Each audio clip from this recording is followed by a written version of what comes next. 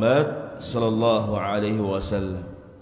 Mudah-mudahan senantiasa kita membuktikan mahabbah kita, kecintaan kita kepada Habibullah Muhammad Rasulullah sallallahu alaihi wasallam, dan mudah-mudahan di yaumil akhir nanti kita dibangkitkan dalam barisan Nabi tercinta Nabi Muhammad sallallahu alaihi wasallam. Amin ya rabbal alamin.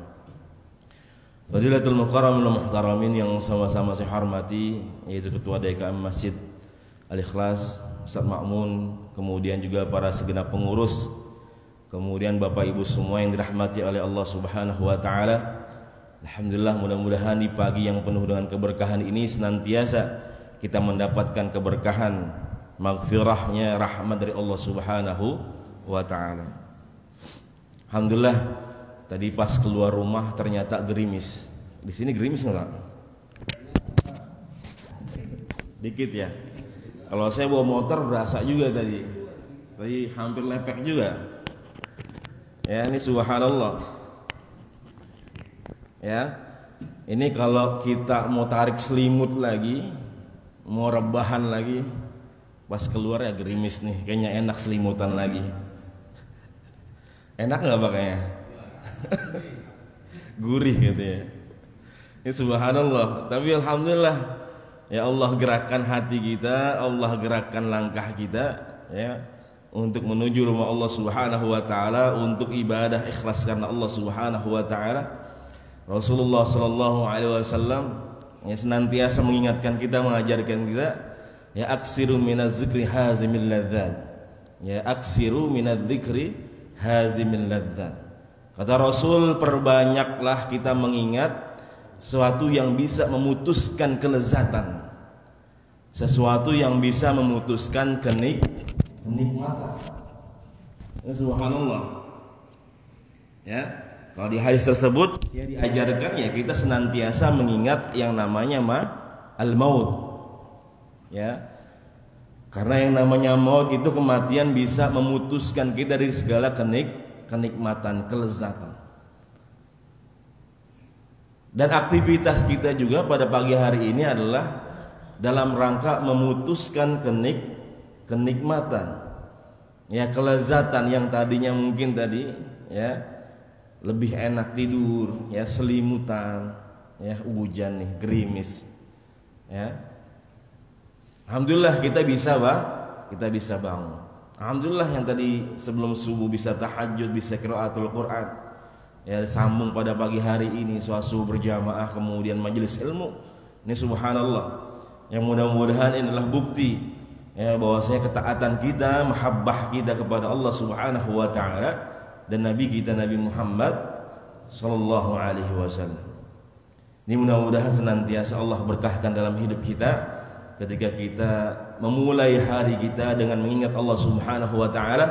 Mudah-mudahan keseluruhan hari kita, sepanjang hari kita ini, Allah akan ingat kepada kita. Ya, ketika kita sholat subuh berjamaah, maka janji Allah Subhanahu wa taala dalam hadis Rasulullah, wa huwa fi zimmatillahi taala. Orang yang bangun pagi kemudian sholat subuh berjamaah, maka dia dalam tanggungan Allah Subhanahu wa taala. Ya, subhanallah. Alhamdulillah, pada pagi hari ini insyaallah kita akan memulai, ya, kita akan mengkaji lagi tafsir juz 30 dari tafsirnya Al-Imam Abdul Fida Ibn Katsir rahimahullah ta'ala. Alhamdulillah kita sudah sampai di surah Al-Humazah. Ya, bulan kemarin kita sudah membahas tentang surah Al-Fil, Bapak Ibu semua. Alhamdulillah. Ya, kita tahu motifnya Abrahah seperti apa. Ya, mana sudah kita bahas. Dan di sini surah Al-Humazah ini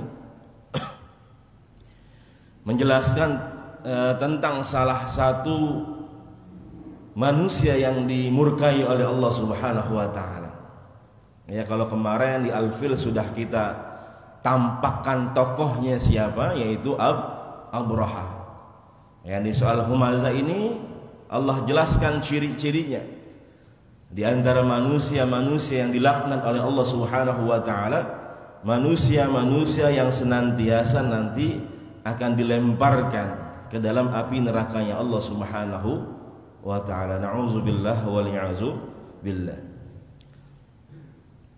Qala Allah jalla wa ala, a'udzu billahi minasyaitonir rajim. Bismillahirrahmanirrahim.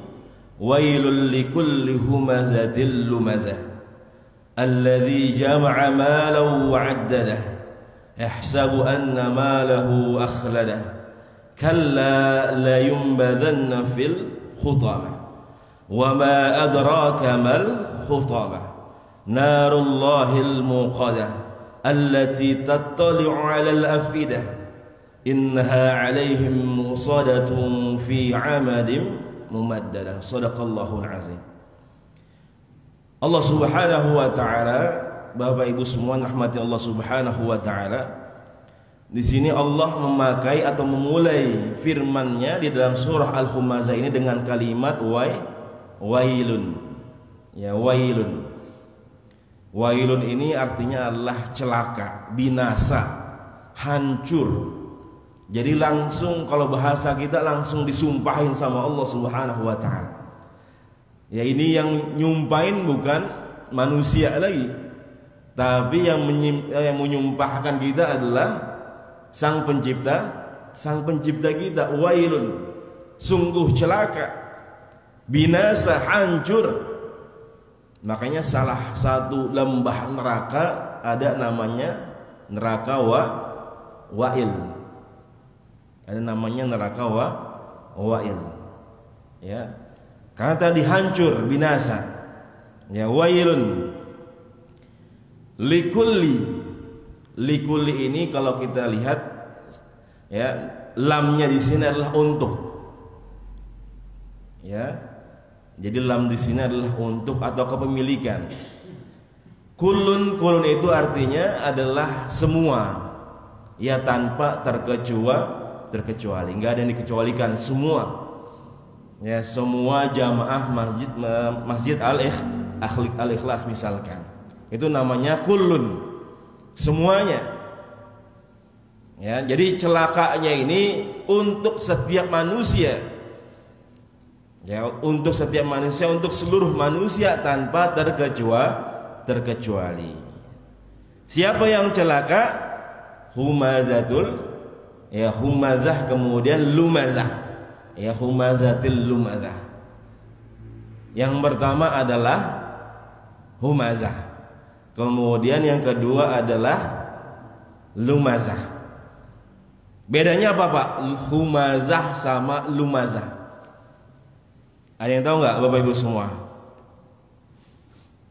Ya, bedanya hurufnya. Pertama ya, hurufnya. Kalau humazah pakai h, ya, humazah. Kalau lumazah pakai lam. Ya. Humazah dengan lumazah. Yang pertama pakai h, kemudian yang kedua pakai lam. Lalu apa itu al-humazah? Yang pertama humazah dulu. Ya. Al-hamazu bil qawli wal lamazu bil fi'li. Ya. Yang pertama al-hamazu bil qawli wal lamazu bil fi'li. Jadi humazah ini Bapak Ibu semua, ya, suka mengumpat, ya, suka mencela, suka menggibah, ya, saudaranya dengan lisannya, dengan perkataannya. Ya. Bil qaul, dengan perkataan-perkataannya, dengan lisannya ini suka menggibah, bahkan memfitnah, ya, mencari-cari kesalahan orang lain, yaitu humazah. Wal lumaz bil fi'li, yakni yadrin nas wa yatanaqqasu bihim. Kemudian kalau lumazah ini sama Bapak Ibu semua, cuman dengan anggota tubuhnya dipraktekin, dengan perbuatannya. Ya, kalau tadi hanya sekedar dengan kata-kata kalau humazah, ya, kalau lumazah ini dipraktekin. Kalau ada orang ngomongnya cadel, dibahas sama dia, dipraktekin. Ya. Kalau ada orang jalannya pincang misalkan, dibahas sama dia, dipraktekin juga. Pokoknya kejelekan-kejelekan orang tersebut yang dia bicarakan sambil dipraktekkan dengan anggota tubuhnya. Makanya di sini dijelaskan bil fi'li, dengan perbuatannya. Ya, kalau tadi al-humazah bil qauli, dengan perkataannya, dengan lisannya saja. Tapi kalau lumazah wa bil fi'li, dengan perbuatannya. Ya. Dan yang uniknya di sini Bapak Ibu semua, khususnya ibu-ibu, ada ibu-ibu kan ya? Ada Bu ya? Subhanallah. Ini Allah Subhanahu wa taala memakai kalimat humazah ini dengan akhirnya dengan kalimat marbutah. Ya. Jadi bukan humaz tapi humazah. Kemudian lumazah, bukannya lumas saja tapi lumazah, ada tak marbutahnya. Biasanya dalam bahasa Arab kalau ada kalimat akhirnya tak marbutah biasanya ya dikembalikan atau ini mengidentifikasi, menjelaskan bahwasanya ini adalah untuk perempuan, muannas. Ya. Kalau laki-laki muslim disebut dengan muslimun. Tapi kalau perempuan muslimah muslimah. Kalau laki-laki mukmin yang beriman mukminun. Tapi kalau perempuan yang beriman mukminah. Ya, mukminatun, ada tak marbutahnya. Kalau laki-laki yang berpuasa imun. Ya, yang berpuasa. Tapi kalau ada perempuan yang berpuasa nah itu. Ya. Ada tamarbutahnya. Artinya apa? Maaf ya. Ini para ibu, para kaum wanita, ternyata di sini Allah lebih menjelaskan di sini untuk kaum perempuan. Ya, tapi tidak menutup kemungkinan ini juga untuk kita semua, seluruh umat manusia. Ya, agar berhati-hati dengan sifat-sifat tercela ini. Yaitu yang pertama adalah humazah, kemudian lumazah. Ya. Yazdarin nas wa yatanaqqasu bihim, suka nyari kesalahan orang lain. Ya. Suka mencari atau menjatuhkan orang lain, menjelek-jelekkan orang lain.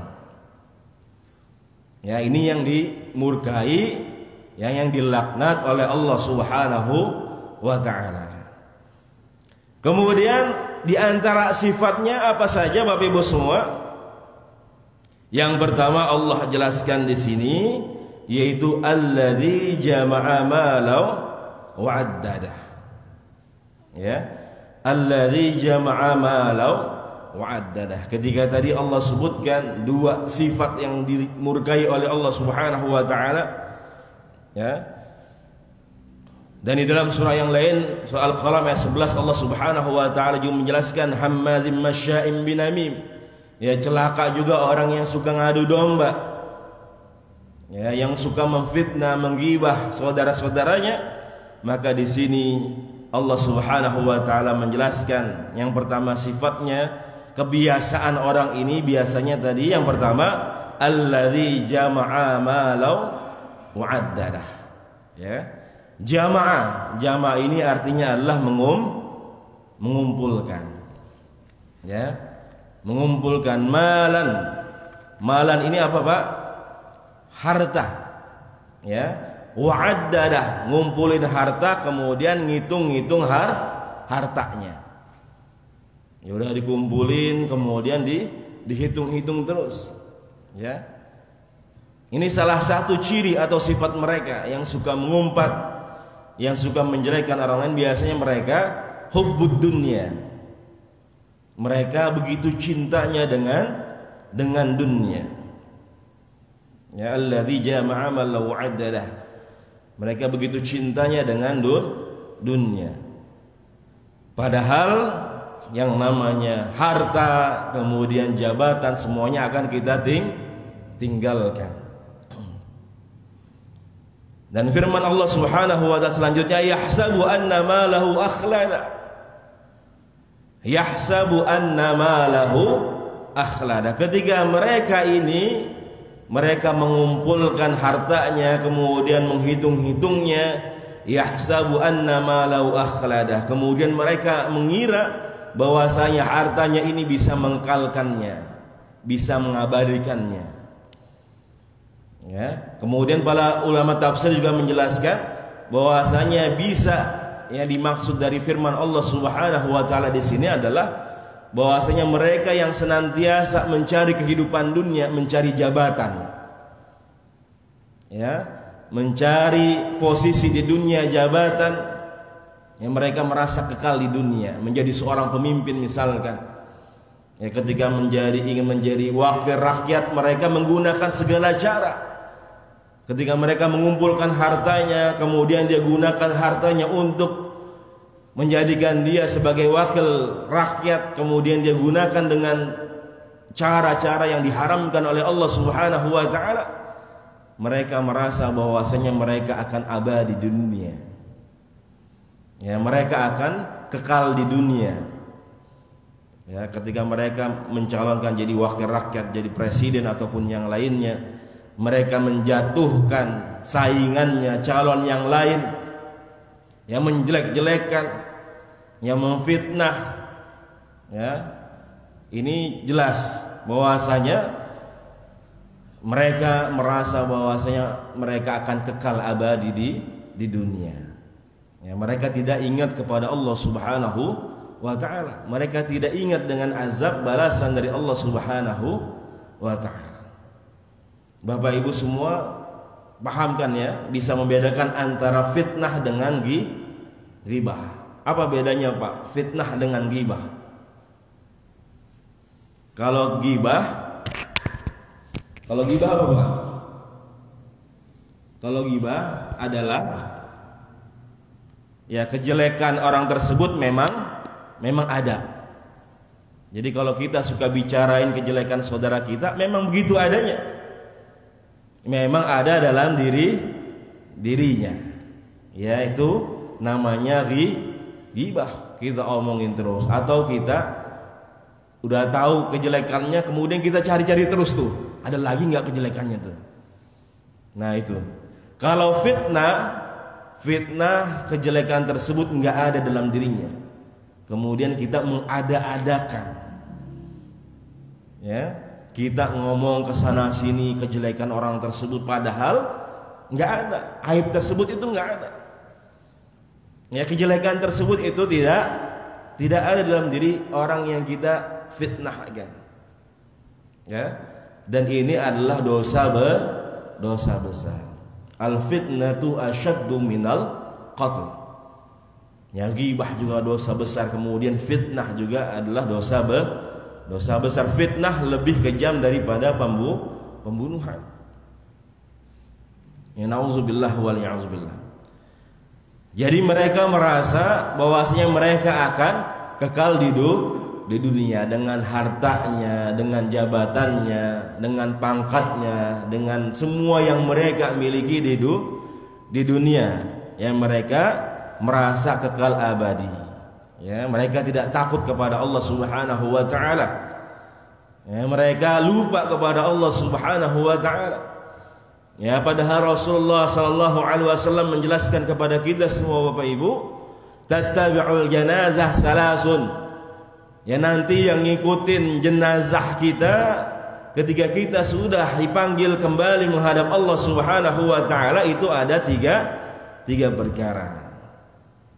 Ada berapa Pak yang ngikutin kita?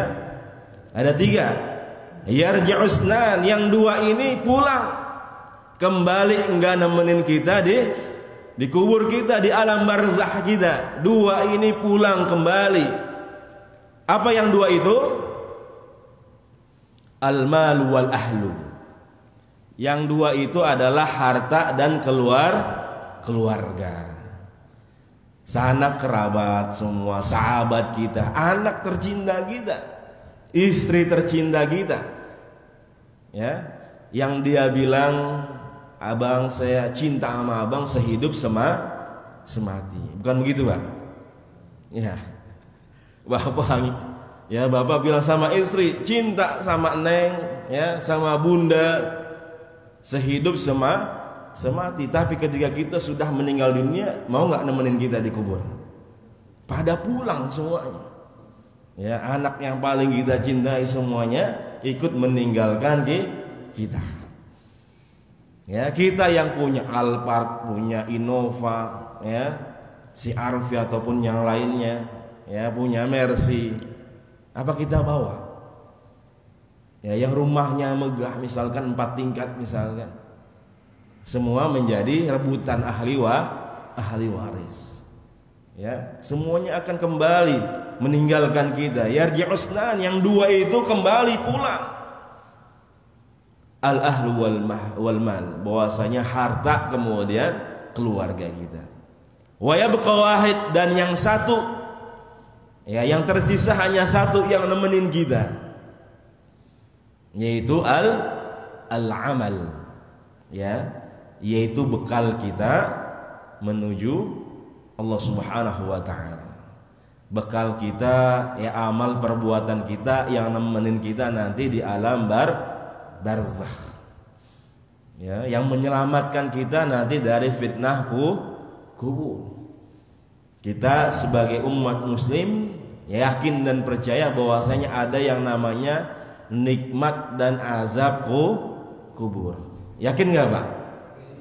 Ya, kalau nggak yakin coba dah duluan. Ya, saya juga belum pernah nyobain.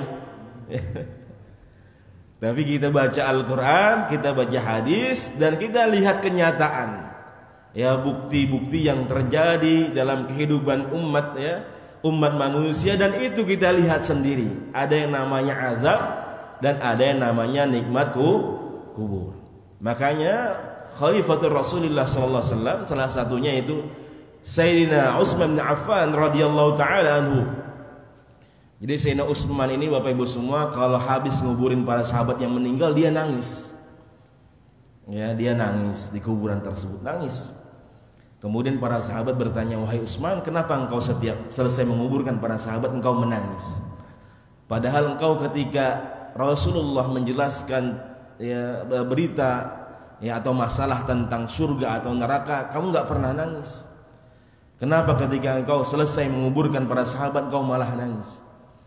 Kemudian Sayyidina Utsman radhiyallahu taala anhu, beliau berkata bahwasanya, aku membayangkan bagaimana sulitnya diri kita nanti di alam barzakh.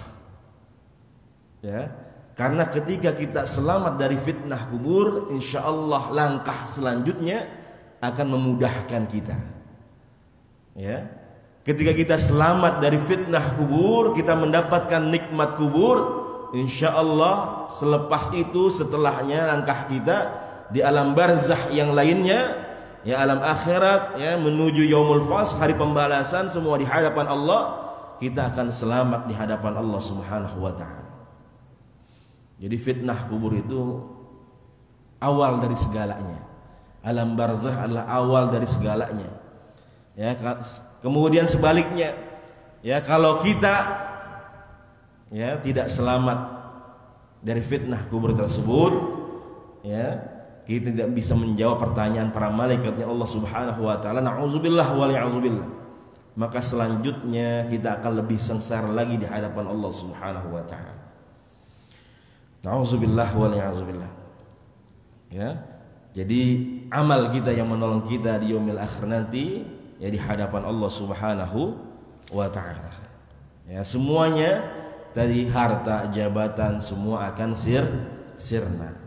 Ya, tapi ada harta yang memang bisa kekal abadi, harta yang menjadi penolong kita, ya, di alam barzakh ataupun nanti di akhirat di hadapan Allah Subhanahu wa taala, yaitu harta yang kita infakkan, ya, kita gunakan di jalan Allah Subhanahu wa taala, ya, kita mencarinya juga dengan jalan Allah Subhanahu wa taala, dengan sesuai perintah Allah Subhanahu wa taala, kemudian kita infakkan, ya, sesuai dengan perintah Allah Subhanahu wa taala.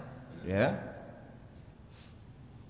Jadi Ketika mereka tadi senantiasa mengumpat ya saudaranya, menghina saudaranya, memfitnah saudaranya, mencari kesalahan-kesalahan orang lain, maka biasanya mereka hubbud dunya, senantiasa cinta kepada dunia, kemudian juga mengumpulkan harta, mencari jabatan yang setinggi-tingginya. Kalau kata Rasulullah sallallahu alaihi wasallam, Bapak Ibu semua rahmatullah subhanahu wa ta'ala, perbedaan antara dunia dengan akhirat itu ya, kalau kita ya ke laut ya, kita celupkan tangan kita ya ke pinggir laut tersebut ya, kemudian kita angkat jari kita yang kita celupkan itu, ada yang netes ya, betul nggak Pak? Yang netes itu sedikit apa banyak? Ya sedikit ya, kita celupkan jari kita kata Rasul, kemudian kita angkat. Kalau ada yang menetes itu adalah bagian dari dunia. Ya hanya sedikit saja dari air laut yang begitu melimpah. Yang melimpah ini laut ini adalah keberkahan, kehidupan akhirat yang Allah berikan bagi mereka yang senantiasa ingat dekat dengan Allah Subhanahu wa taala. Ya, makanya kalau kita di dunia nggak punya kenikmatan dunia, ya nggak punya harta banyak, nggak punya jabatan, kerjaan biasa saja, penghasilan biasa-biasa saja, senantiasa kita husnuzon kepada Allah Subhanahu wa taala. Ya. Jangan kita putus asa dari rahmat Allah Subhanahu wa taala. Menurut kita mungkin tidak baik, tapi menurut Allah itu baik. Menurut kita itu baik, tapi menurut Allah itu tidak baik. Ya, terkadang seperti itu. Menurut kita baik, belum tentu baik menurut Allah Subhanahu wa taala. Ya, kemudian menurut Allah Subhanahu wa taala, kalau sudah menurut Allah semuanya insyaallah baik, karena sudah menjadi ketetapan dari Allah Subhanahu wa taala. Ya, kalau kita kehilangan dunia hanya sedikit. Ya, jadi nggak usah sedih, nggak usah putus asa, karena hanya sedikit. Ya, kemudian kalau kita punya kenikmatan dunia, punya jabatan, punya harta banyak, ya penghasilan yang berlimpah, nggak usah sombong. Ya, karena hanya cuman sedikit. Ya, dari rahmat Allah, kasih sayang Allah yang Allah akan berikan nanti di kehidupan akhirat. Ya. Kemudian firman Allah Subhanahu wa taala yang selanjutnya, kalla la yumbazanna fil hutamah. Ya. Kalla la yumbazanna fil hutamah. Ketika mereka merasa mereka kekal abadi, senantiasa hidup di dunia, maka Allah langsung bantah. Ya. Allah langsung bantah mentah-mentah apa yang mereka pikirkan dalam hatinya, dalam pikirannya. Kalla, ya, tidak seperti itu, bukan seperti itu. Kalla, ya, tidak seperti itu. Kalla la yumbadanna fil hutamah. Ya, setelah dibantah oleh Allah Subhanahu wa taala, laisal amru kama za'am. Ya, perkara ini bukan seperti apa yang mereka pikirkan. Ya, kehidupan yang hakikat kehidupan itu bukan seperti yang mereka bayangkan. Makanya dibantah oleh Allah Subhanahu wa taala. Kalla la yumbadanna fil hutamah, ay la yulqiyanna hadzal ladzi jama'a malan fa'addadahu fil hutamah wa hiya ismun sifatun min asma'in nar. Ya, la yumbazanna la yulqiyanna, kami akan lemparkan mereka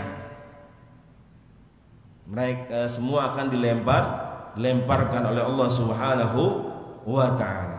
Mereka yang suka mengumpulkan harta, ya, suka mencari jabatan, ya, mencari nama, ya, atau hubud dunia yang lainnya, maka semuanya ya akan dilemparkan oleh Allah Subhanahu wa taala fil hutamah. Ismun sifatun min asma'in nar. Ini adalah salah satu nama dari api nerakanya Allah Subhanahu wa taala. Ya. Kalau tadi ada namanya wa'il, kemudian ada namanya hutamah. Ya.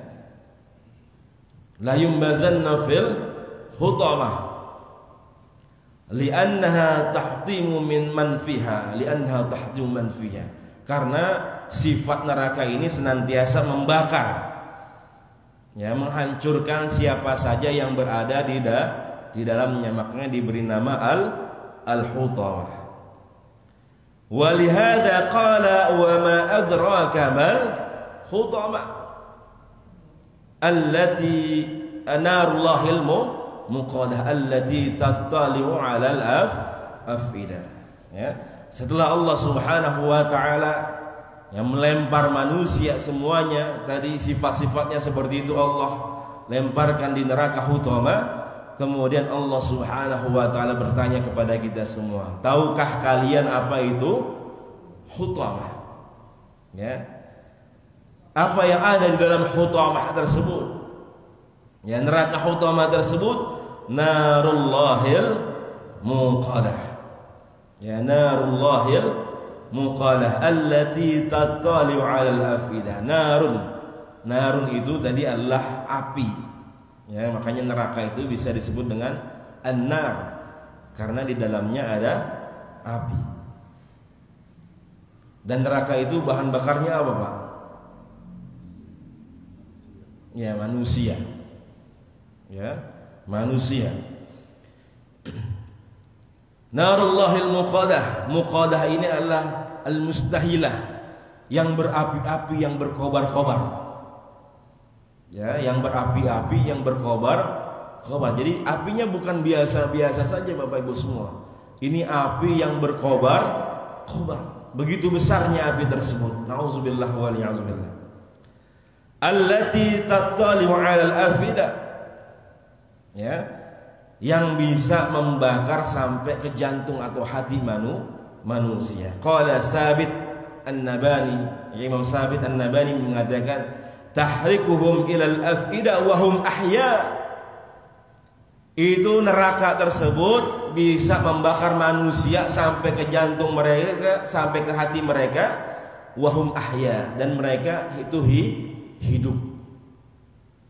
Ya, sama seperti kita pada saat ini, Bapak Ibu semua merasakan ya azab tersebut, ya, dengan jasad dan ruh kita. Ya, makanya sering ada pertanyaan tuh, di azab kubur, kemudian di neraka nanti, itu apakah yang dirasakan itu, yang disiksa itu apakah ruhnya saja atau jasadnya saja, atau ruh dan jasad? Nah itu. Dan ahlus sunnah wal jamaah, akidah ahlus sunnah wal jamaah, akidah yang kita yakini bahwasanya semua yang kita rasakan, baik di alam kubur, alam barzakh, atau nanti hari pembalasan, semuanya adalah jasadan wa ruhan. Jasad dan ruh. Ya, jasad dan ruh. Buktinya apa? Kalau di alam kubur, alam barzakh, Rasulullah sallallahu alaihi wasallam dalam hadis sahihnya, ya, beliau ketika melewati dua kuburan, ya, kemudian Rasulullah mendengar ada jeritan. Rasulullah mendengar jeritan. Manusia ini sedang diazab kubur. Kemudian Rasulullah sallallahu alaihi wasallam memotong pelepah kurma, kemudian dibagi menjadi dua, kemudian ditancapkan ke kedua kubur tersebut. Kemudian Rasulullah ditanya oleh para sahabat, wahai Rasul, kenapa engkau melakukan hal seperti ini? Tadi Rasulullah menjelaskan, aku mendengar ada saudara kita ini yang sedang disiksa, sedang mendapatkan azab kubur. Kemudian Rasulullah menancapkan dua pelepah tersebut, seraya mudah-mudahan sebelum ini kering senantiasa, ya, pelepah ini beristighfar mohon ampun kepada Allah untuk si mayit tersebut. Ya, jasad sama ruhnya. Kemudian juga di neraka semuanya kita, ya, merasakan adalah jasad dan roh kita. Nauzubillah wal ya'zubillah. Dalilnya apa? Surat An-Nisa ayat 56. Nanti Bapak Ibu bisa lihat ya. Innal ladzina kafaru bi ayatina sawfa nuslihim nara. Ya, semua manusia yang ingkar, yang enggak mau tunduk, yang jauh dari Allah Subhanahu wa taala, sawfa nuslihim nara, akan kami lemparkan semua ya di dalam nerakanya Allah Subhanahu wa taala. Kullama nadijat juluduhum, ketika kulit-kulit mereka, daging-daging mereka sudah habis, nadijat itu habis, hangus, badalnahum juludan ghairaha, ya, kami akan ganti. Jadi diganti lagi tuh kita, daging kita, kulit kita diciptakan lagi sama Allah Subhanahu wa taala, disiksa lagi, diazab lagi. Nauzubillahi min dzalik. Nauzubillah. Liyazuqul azab, untuk merasakan azab dari Allah Subhanahu wa taala. Innallaha kana azizan hakima, bahwasanya Allah Subhanahu wa taala maha mulia dan maha bijaksana. Maksudnya apa? Ketika kita berbuat dosa, Allah balas sesuai kadar dosa kita, tidak dilebih-lebihkan oleh Allah Subhanahu wa taala, sesuai apa yang kita lakukan di dunia. Tapi kalau kita berbuat kebaikan, Allah tambah, Allah lipat gandakan pahalanya untuk kita semua. Ini bentuk karimnya Allah, kemuliaannya Allah, kasih sayang Allah kepada kita umat Nabi Muhammad sallallahu alaihi wasallam. Bisa dibayangkan Bapak Ibu semua dahsyatnya hari itu. Nauzubillah min dzalik. Makanya Allah di sini sebutkan narallahil muqadah. Di dalam hutamah itu ada api yang mustahilah, yang begitu nyala, berkobar-kobar. Ya allati tattali'u 'alal afidah, ya, yang bisa membakar ya sampai ke hati kita, menghabiskan diri kita semua. Bahkan ditanya lagi tuh Pak, ya azab kubur nanti apakah terus menerus ya atau sementara saja? Ya, azab kubur itu terus menerus sampai hari kiamat atau sementara saja, sifatnya sementara. Para ulama kita sudah menjelaskan bahwasanya kalau orang kafir benar-benar ingkar kepada Allah Subhanahu wa taala, maka mereka akan terus disiksa sampai hari kiamat. Nauzubillah. Ya, mereka istirahatnya dari siksaan Allah di kubur itu ketika jeda antara dua tiupan sangkakala. Ya, malaikat yang niup sangkakala, Israfil. Ini meniup ya dengan tiupan dua ini. Yang pertama adalah hari kiamat, kemudian yang kedua adalah ya al-ba'ts, dibangkitkan kita semua dari alam kubur kita. Nah, di antara dua jeda ini ya, dua tiupan ini orang-orang kafir mereka istirahat, tidak diazab oleh Allah Subhanahu wa taala. Ya, saat ini sampai nanti hari kiamat, orang-orang kafir semua disiksa oleh Allah Subhanahu wa taala. Nauzubillah wa na'udzubillah. Bagaimana bagi orang mukmin ketika memang di dalam hatinya ada keimanan ya kepada Allah Subhanahu wa taala, di dalam kubur azabnya hanya sesuai dengan apa dosa-dosa yang kita kerjakan di dunia. Ya, kalau dosanya sedikit maka itu yang dibalas. Ya, DP-nya saja. Ya, kalau kita bilang DP-nya saja. Atau kalau misalkan ya ada istighfar, ya, ada kiriman doa dari para orang tua, kemudian dari anak yang saleh, dari amal-amalan kita, ya sedekah jariyah kita, amal jariyah kita, itu bisa menolong kita di alam barzakh. Jadi untuk orang mukmin sifatnya tidak terus menerus. Ya, selama ada kebaikan dalam diri kita, maka itu bisa menjadi penolong kita di alam barzakh kita, bahkan nanti di hari pembalasan. Ya. Allati tattali'u 'alal afidah. Jadi api ini bisa menghabiskan kita semua Bapak Ibu semua. Ya, kalau kita bisa bayangkan Bapak Ibu, ya di dunia saja kalau yang masih ngerokok suka main-main korek api, coba dibakarin dah. Itu korek gas, coba semenit aja kita bakar di jari kita, kira-kira gimana Pak rasanya? 1 menit, ya 1 menit atau bahkan berapa detik dah. Ya, itu berasa panasnya, apalagi 1 menit, ya, atau sampai 5 menit, 10 menit coba. Itu bisa dioperasi mungkin, ya, bisa dibedah tuh jari kita. Ya, kalau kita udah bakar aja gitu. Itu api di dunia. Nauzubillah. Ya.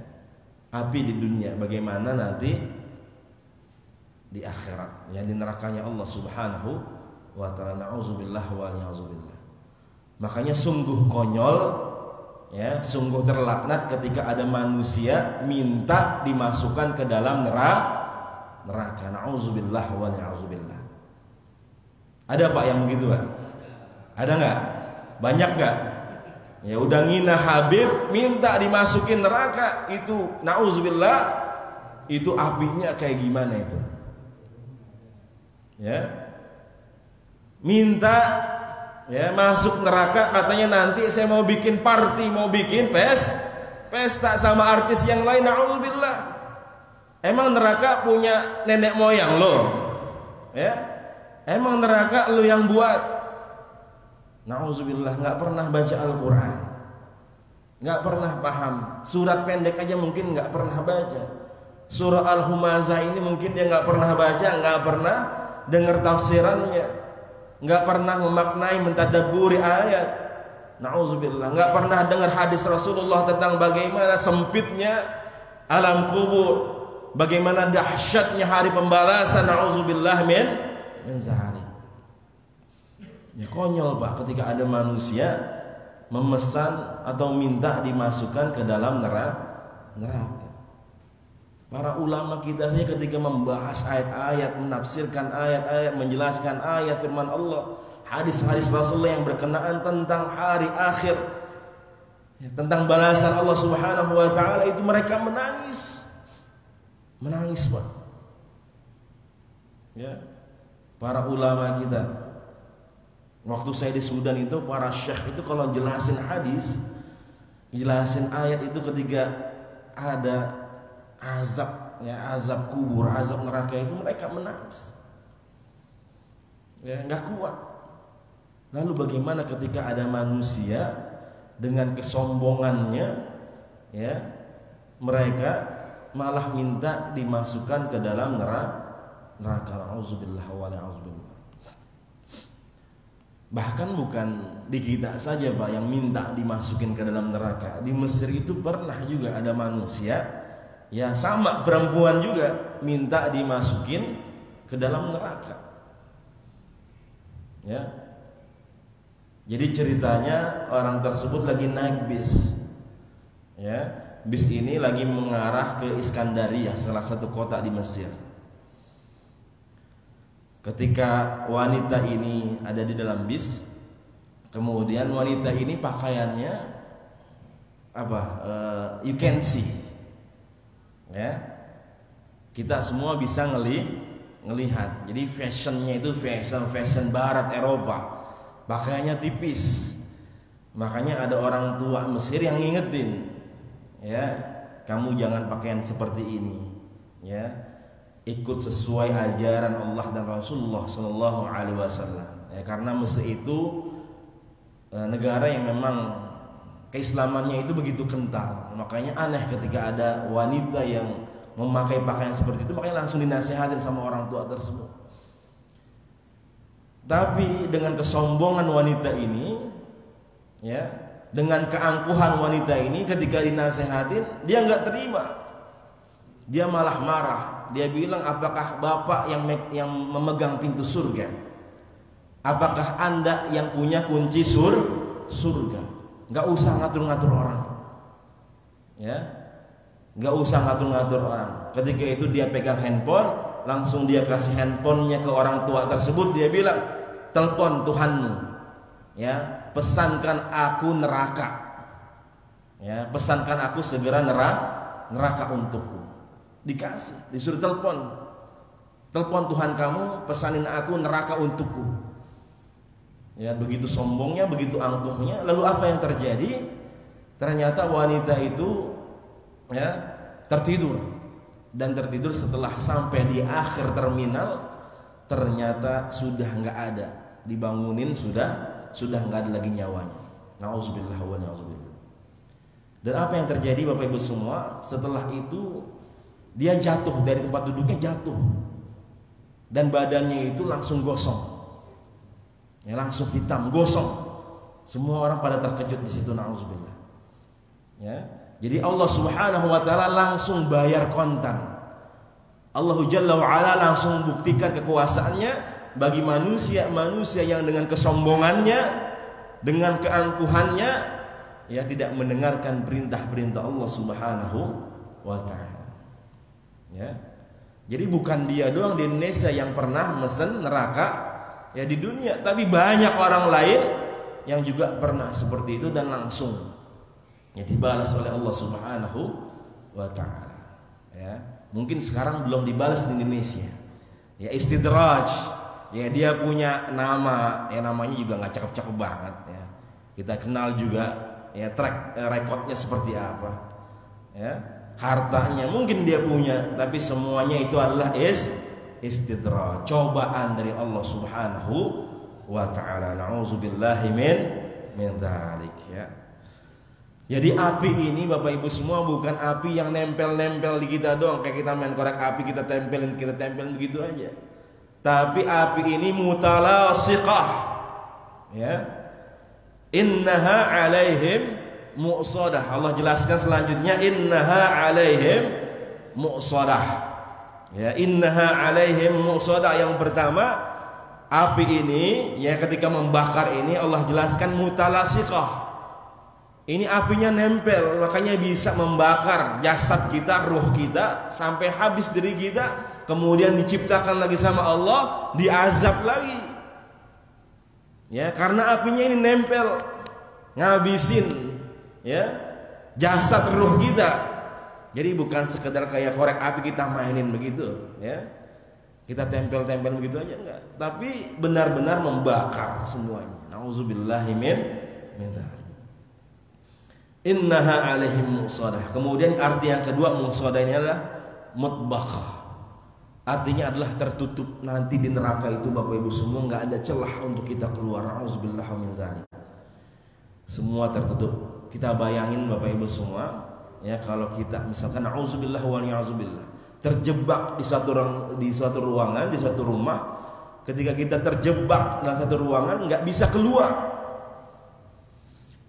Nggak bisa keluar. Ya, nggak bisa keluar. Itu akan menghabiskan semua diri kita.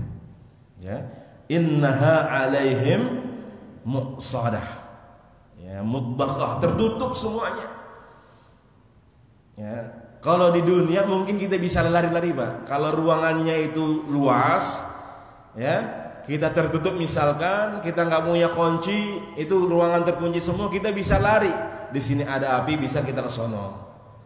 Ya, kita bisa kemana aja, masih kita bisa menyelamatkan diri kita.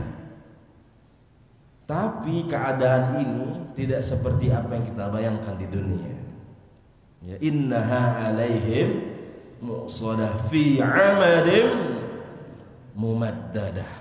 Ya, fi 'amadim mumaddadah, yakni al-abwabu hiyal mumaddadah. Itu katanya kita semua diikat di palang-palang pintu. Ada yang mengatakan di palang-palang pintu. Ya, kalau di dunia tadi kita bisa lari-lari, ya, di sini ada api kita bisa ke sono. Ya, di sono udah ada api kita bisa ke sono. Ya. Tapi kalau di neraka, ya kita nggak bisa. Ya, nggak bisa ngapa-ngapain. Itu diri kita diikat, ya, di palang-palang pintu, yakni al-abwab yal mumaddadah. Ya, palang-palang pintu. Ya. Kemudian juga disebutkan ada bentuknya adalah besi, jadi diikat di besi, ya. besinya bagaimana kuasanya Allah Subhanahu wa taala. Ya, semua kita diikat ya di neraka hutamah tersebut dan kita nggak bisa menyelamatkan diri kita.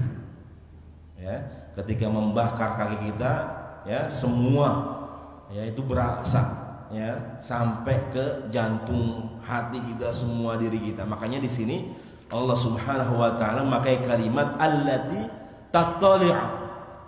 Jadi ketika membakar kaki itu, jadi neraka ketika bisa membakar ahli neraka, ya manusia yang dimasukkan ke dalam neraka, ketika dibakar kakinya itu bisa menembus, bisa langsung membakar. Kalau kita kan kalau di dunia biasanya bertahap ya Pak, bertahap kaki semua baru naik ke atas. Ya.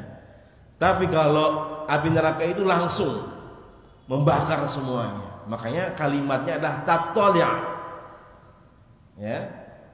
Tattali' itu bisa menggapai atau bisa mendapatkan target. Ya. Kalau kita bisa melihat dalam bahasa Arab itu artinya ra'aitu. Ya, aku bisa melihat karena jaraknya bisa dipandang. Ya, tapi kalau objeknya, targetnya itu agak susah, kemudian kita bisa lihat, bahasanya bukan ra'aitu tapi ittala'tu. Aku bisa melihat atau aku bisa mencapai target tersebut. Makanya kalau kita baca buku Bapak Ibu semua, bahasa Arabnya adalah mutala'atul kutub. Kita mutala'ah. Ya, bukan qara'atul kutub tapi mutala'atul kutub. Ya, kita dapatkan inti dari apa yang kita baca. Kita bisa paham. Jadi bukan sekedar baca tapi kita bisa paham, bisa ngerti. Makanya mutalaah artinya nyampe targetnya. Ya, makanya firman Allah Subhanahu wa taala allati tattali'u 'alal afidah, karena bakarannya ini, api nerakanya ini bisa mencapai target. Ya. Bisa mencapai target, bisa menghanguskan manusia semuanya. Ya, na'udzubillahi min dzalik. Ya, begitu dahsyatnya Bapak Ibu semua. Ya. Mudah-mudahan Allah Subhanahu wa taala senantiasa menjaga diri kita, yang membimbing kita ke dalam rahmatnya Allah Subhanahu wa taala. Ya, ini baru dosa ketika dia suka fitnah, suka ghibah. Ini baru dua dosa tadi Pak.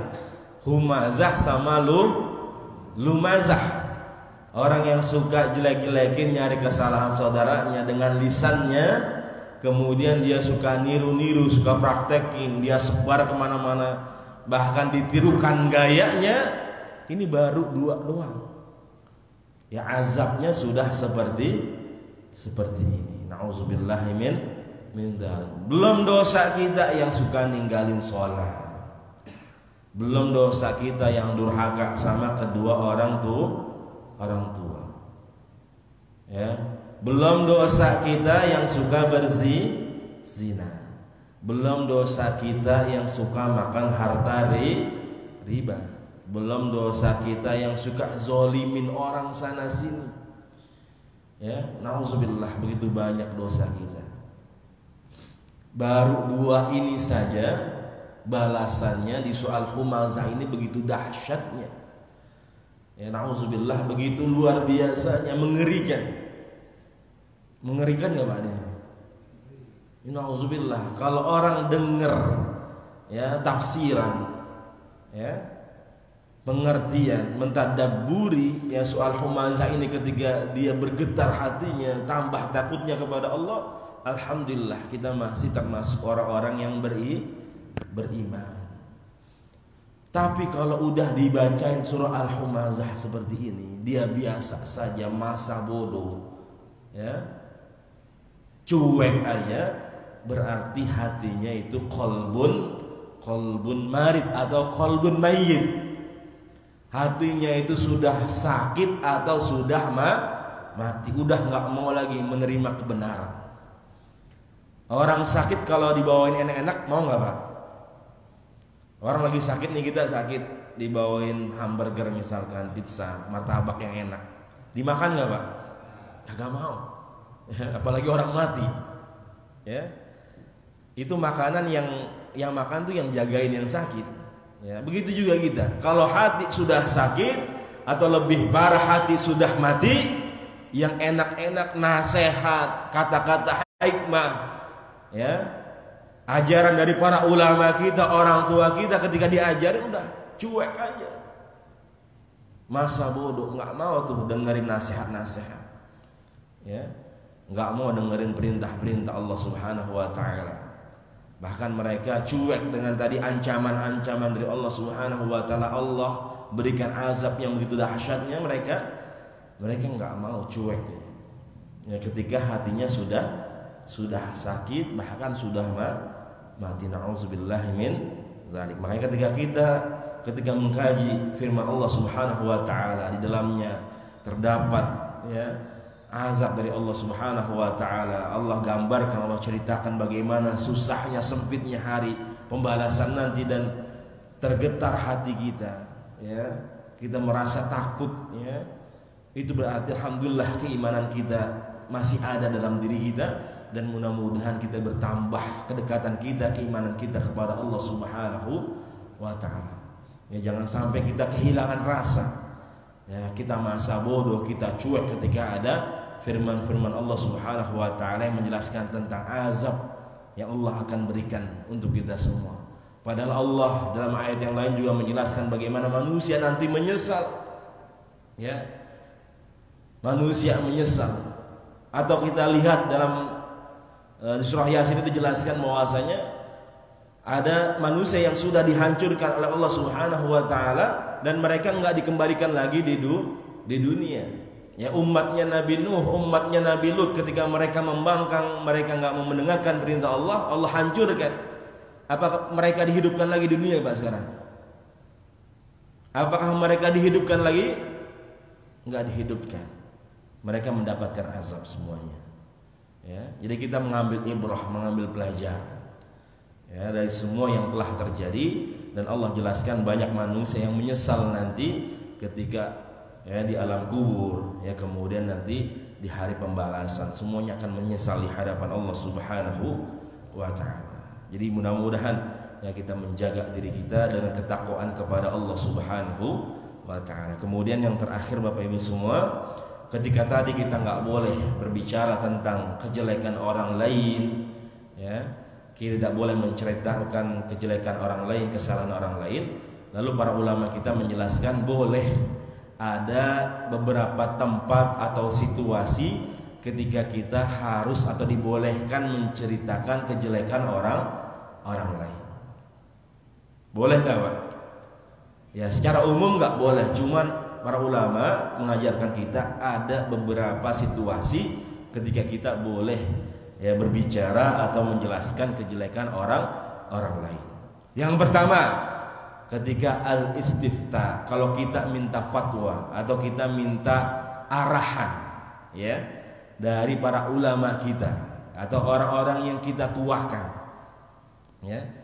Misalkan Bapak ada masalah dengan istri, Bapak cerita sama Ustadz Ma'mun, "Ustadz, ini gimana istri saya pulang ngojek nggak bawa duit malah diomelin mulu."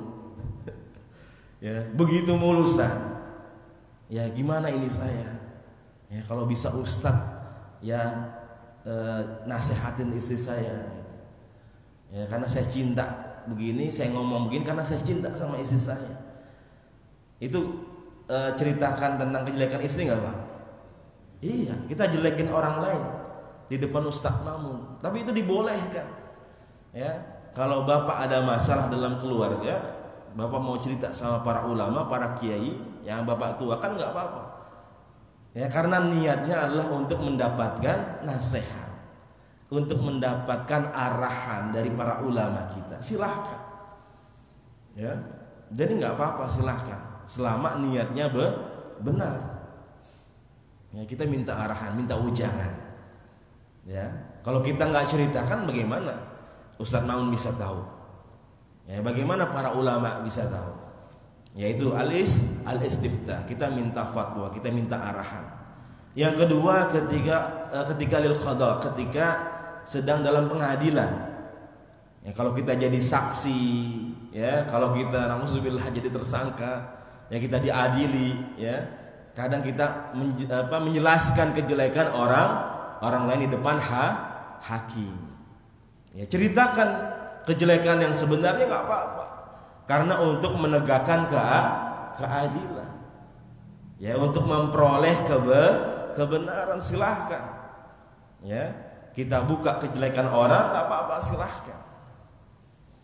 Nah, itu yang kedua. Kemudian yang ketiga adalah lil irsyad, yaitu untuk menunjukkan, irsyad, untuk menunjukkan atau menampakkan kebenaran kepada orang lain. Ya, maksudnya apa? Contohnya Bapak Ibu semua, misalkan Bapak mau bisnis sama orang, ya, Bapak baru kenal, kemudian Bapak diajak ke rumahnya, ya. Kemudian Bapak cari-cari nih orang yang dekat sama dia, misalkan Bapak ikutin, Bapak tanya tetangganya, ya. Bapak tanya misalkan orang yang tadi dekat ngobrol sama dia tanya. Ya, diikutin terus supaya tahu ini orang benar apa enggak. Nah, ketika ditanya sama tetangganya, misalkan tetangganya ditanya, ini orang gimana? Ya. Orang gimana? Sifatnya seperti apa? Ketika tetangganya ini menjelaskan kejelekannya yang sebenarnya, itu bukan ghibah, tapi itu menunjukkan supaya orang ini tidak terjerumus, tidak tertipu terhadap orang tersebut. Ya. Bapak punya teman nih, ya, punya teman, ya. Kemudian Bapak tanya, bahwasanya diajak bisnis sama temennya. Kemudian Bapak tanya orang lain yang dekat dengan orang tersebut yang ngajak bisnis kita. Ketika orang yang kita tanya ini menjelekkan kejelekannya, menjelaskan kejelekannya, maka dia bukan ghibah, tapi menunjukkan kita kepada kebenaran, supaya kita enggak, ya, terjerumus, supaya kita enggak tertipu, ya. Ketika dijelaskan, oh jangan jangan sama dia, karena saya pernah ditipu sama dia. Ya, ketika dia minjem duit misalkan, ya, ngomongnya mau dibalikin, ternyata sampai sekarang nggak pernah dibalikin. Ketika diajak bisnis katanya mau bagi, ya, bagi hasilnya misalkan 50-50, 50%, ternyata hanya 20%. Nah, itu nggak apa-apa. Ketika kita dimintakan penjelasan untuk, ya, orang tahu bagaimana orang yang pengen tahu nih, ya, sifat orang tersebut ini gimana. Kita ditanya, maka kita menjelaskan dengan sebenarnya, jangan dilebih-lebihin juga, Pak. Ya, biasanya kita kalau omongan suka dilebihkan. Kalau dititipin duit baru nggak kurang tuh, ya. Kalau kata almarhum Zainuddin MZ, jangan nitipin duit sama orang, ya. Kalau dititipin duit suka berkurang, tapi kalau dititipin omongan, ya, suka dilebih-lebihin. Nah, kalau kita ditanya, maka jawab, ya, sepengetahuan kita. Ya, kalau memang hakikatnya orangnya seperti itu, jelaskan supaya orang tersebut tidak tertipu, ya, ya, tidak mendapatkan kejelekan dari orang yang sedang dia ingin ketahui sifatnya seperti apa. Itu, ya, Pak. Jadi ada tempat-tempat situasi yang memang boleh kita menjelaskan kejelekan orang lain. Yang penting hakikatnya memang seperti itu. Ya, bukan kita memfitnah, tapi memang seperti apa yang kita jelaskan, ya, pengalaman kita, interaksi kita dengan orang tersebut. Silahkan. Jadi mudah-mudahan senantiasa Allah bimbing kita, ya Allah, tuntun gerak langkah kita, ya, kita dihindarkan dari sifat-sifat tercela yang dimurkai, yang dilaknat oleh Allah Subhanahu wa taala. Dan mudah-mudahan kita bisa amalkan, ya, ketika kita mendengar, kita merasakan, ya, begitu dahsyatnya pembalasan dari Allah Subhanahu wa taala. Mudah-mudahan ini bisa menambah keimanan kita, ketakwaan kita kepada Allah Subhanahu wa taala. Amin ya rabbal alamin. Mungkin ini saja yang bisa sampaikan. Mungkin Bapak Ibu semua yang ditanyakan.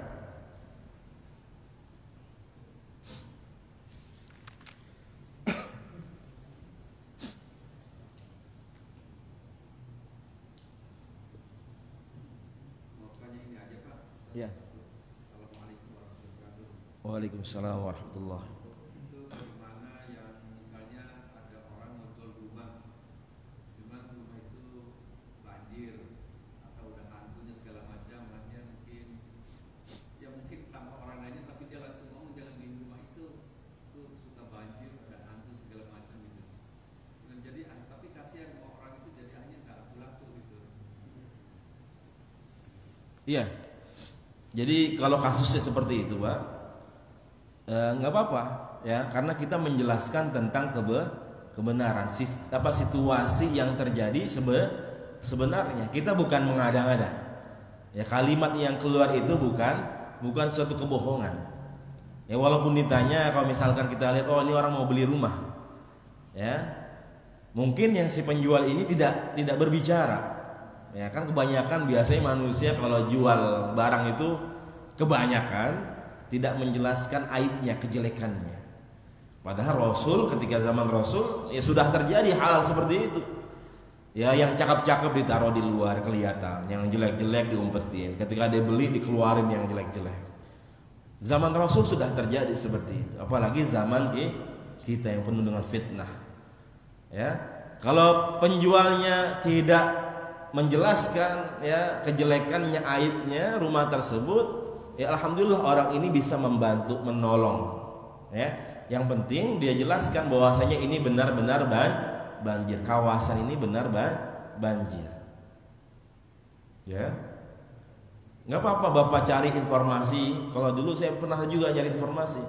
Dulu saya juga pernah nanya rumah sama Ustadz Ma'mun. Dulu saya pernah ditawarin di Ciledug Indah, Pak. Ciledug Indah yang satu tuh yang suka banjir, itu ada rumah lumayan gede, ya, harganya cuma 400-300. Saya tanya ke sana, saya survei dan saya tanya orang-orang di sekitar, ada warung di situ, saya tanya, ini wilayah masih banjir apa enggak? Ya, katanya semenjak dibangun tanggul, dilebarin tuh kalinya, dibagusin kalinya, alhamdulillah udah nggak bisa banjir. Cuman banjirnya cuman semata kaki katanya. Kalau dulu kan emang tenggelam, ya. Kalau sekarang katanya udah mendingan. Ya, walaupun udah dijelasin gitu, saya nggak jadi beli, orang duitnya nggak ada. Udah dijelasin kayak gitu ya nggak jadi beli, orang duitnya kagak ada. Ya, iseng-iseng aja nanya. Jadi ada orang-orang memang, ya, ketika memang dia kasihan sama kita, yang menunjukkan, ya, situasi atau kebenaran yang sesungguhnya, nggak apa-apa, Pak. Jadi inisiatif dari kita nggak apa-apa, silahkan. Yang penting tadi kalimat kita bukan suatu kedustaan, ya, kebohongan. Alhamdulillah kalau penjualnya langsung bilang ini daerah masih banjir, ya, masih banjirnya kemarin misalkan terakhir itu segini, nggak apa-apa, itu bagus, ya, itu jual beli yang diperintahkan, dicontohkan oleh Nabi kita Nabi Muhammad Sallallahu Alaihi Wasallam. Ya, jadi kata Nabi kita Nabi Muhammad SAW dalam sabdanya, unsur akhaka zaliman au mazluman. Unsur akhaka zaliman au mazluman. Tolonglah saudaramu yang zalim atau terzolimi. Jadi kita disuruh tolong saudara kita yang zalim dan terzolimi. Nolong saudara kita, teman kita yang zalim seperti apa? Ngingetin. Ya, kalau itu salah, jangan kayak gitu. Ya, kalau kita melihat suatu kemungkaran, kejelekan sama saudara kita bilangin. Ketika kita dibilangin, kita yang suka berbuat kejelekan ini dibilangin, jangan marah.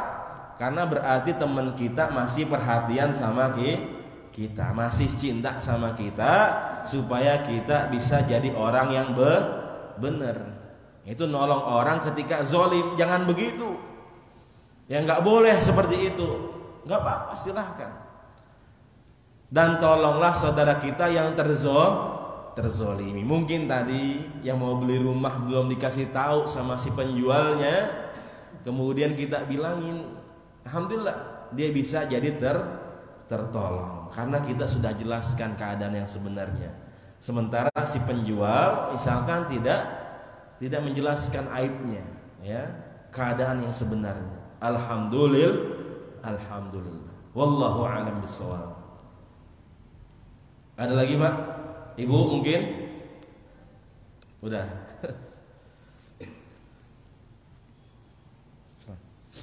Alhamdulillah, Bapak Ibu rahmatullah subhanahu wa taala.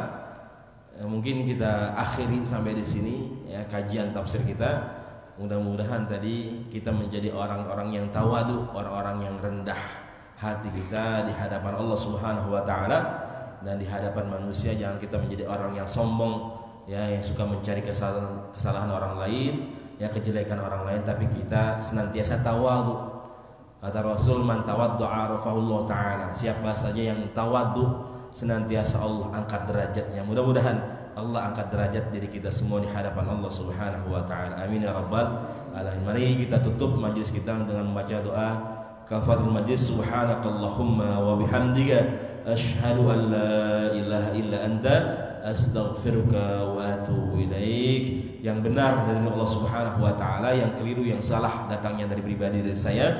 Oleh karena itu mohon dibukakan pintu maaf yang seluas-luasnya. Billahi taufiq wal hidayah wal inayah wal maghfirah. Wassalamualaikum warahmatullahi wabarakatuh.